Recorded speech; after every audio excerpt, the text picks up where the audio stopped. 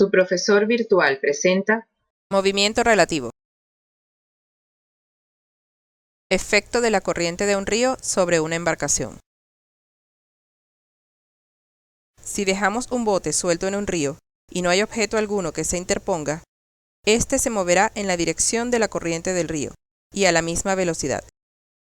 Si pudiéramos detener de forma absoluta la corriente del río y quisiéramos ir a un punto ubicado justo al frente al otro lado del río, encenderíamos el motor y orientaríamos el timón directamente hacia el punto opuesto en la otra orilla.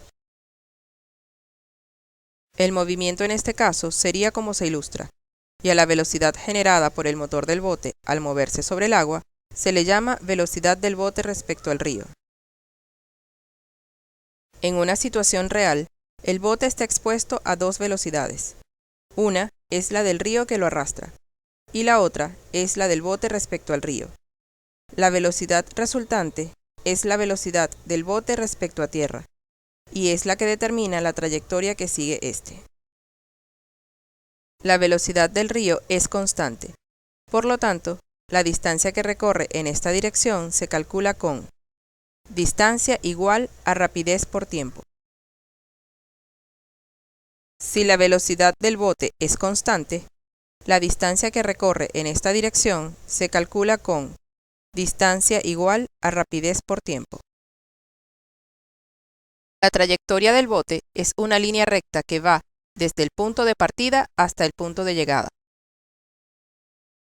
El desplazamiento en la dirección del río y el desplazamiento en la dirección al punto opuesto del río forman con la trayectoria un triángulo rectángulo.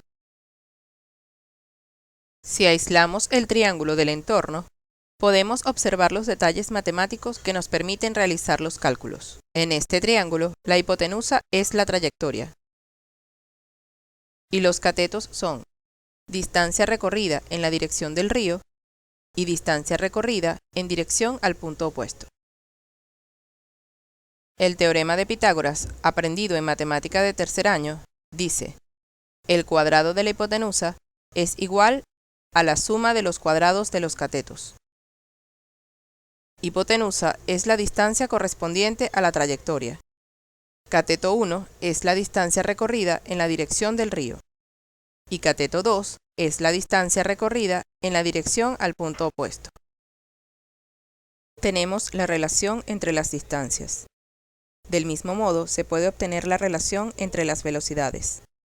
Velocidad real es la hipotenusa, y la velocidad del río y la del bote son los catetos.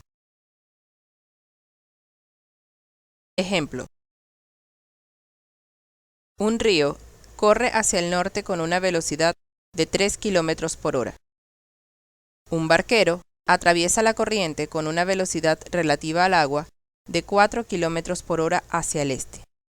Se quiere saber cuál es la velocidad respecto a la tierra.